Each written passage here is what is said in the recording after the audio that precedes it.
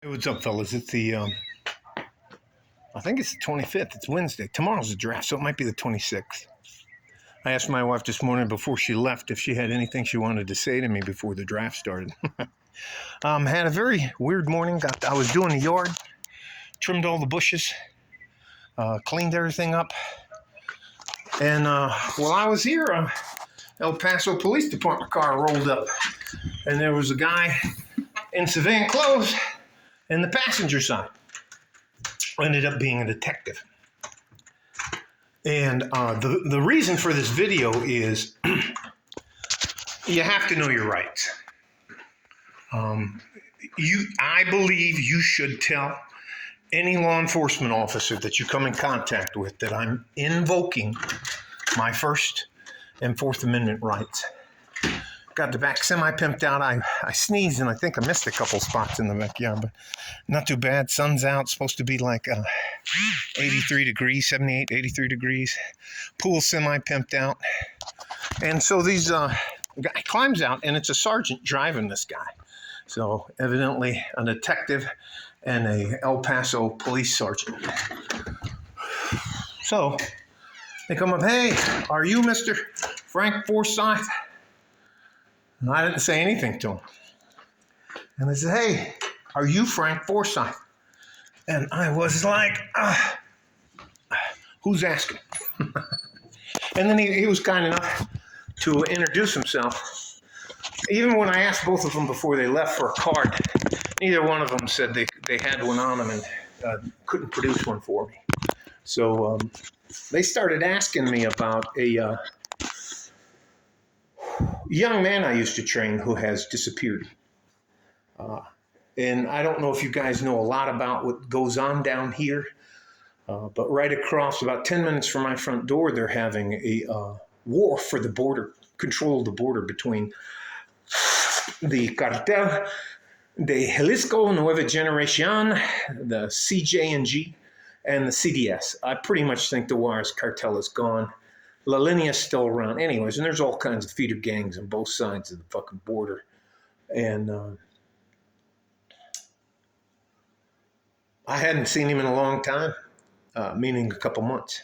Haven't heard from him. Nothing else like that. And then I said, I don't know who you're talking about. And I did say this, and I'm invoking my First and Fourth Amendment of rights. If you don't have a warrant, you can please go back to the sidewalk. And I don't have anything else to say to you.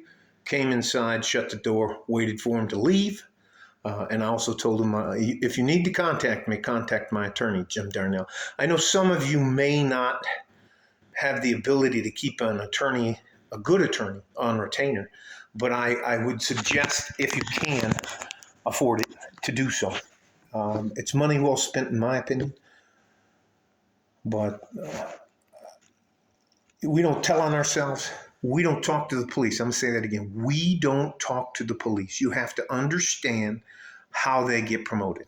They get promoted by putting scalps on the wall. They get promoted by putting people's ass in jail, by busting cases wide open, finding some murder or something like that. And it doesn't even, and if they're hard up, you may get set up.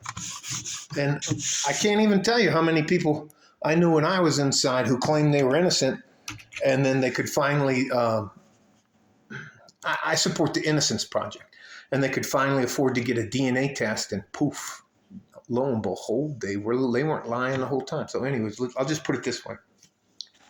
Something you say offhand to a police officer, if he puts it in his report and they take it out of context, it can make you look guilty as hell. Don't talk to the police. I don't talk to them. I was rude. I didn't, and I ID'd myself, which is part of the Fourth Amendment, because he did say, after I said I'm invoking my rights, he goes, "Well, we're conducting an investigation." And I told him, "Yeah, my name's Frank Forsyth. Yes, I live here, but I'm not answering any of your questions. If you want to talk to me, go talk to my attorney, Jim Darnell." And again, I'm invoking my First and Fourth Amendment rights. And that's it. If you don't have a warrant, I'm requesting that you get off my property, or at least go back to the easement, which is a sidewalk. The sidewalk in front of my house is considered public domain. So, and then I turned around and went in the house, shut the screen door, shut the door, locked, and waited for him to leave before I went back and just cleaned up my tools. Again, you and I don't get paid to solve crimes.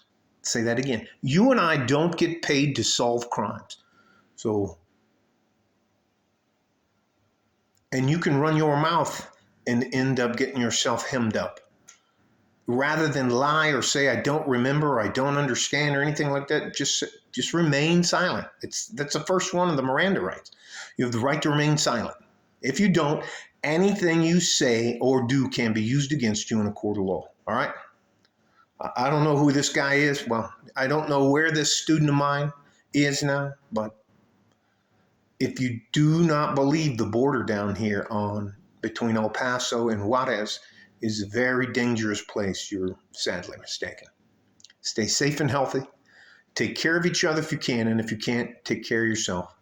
Like a fart in a G-string from West Texas, El Paso. I'm out of here. Bye-bye.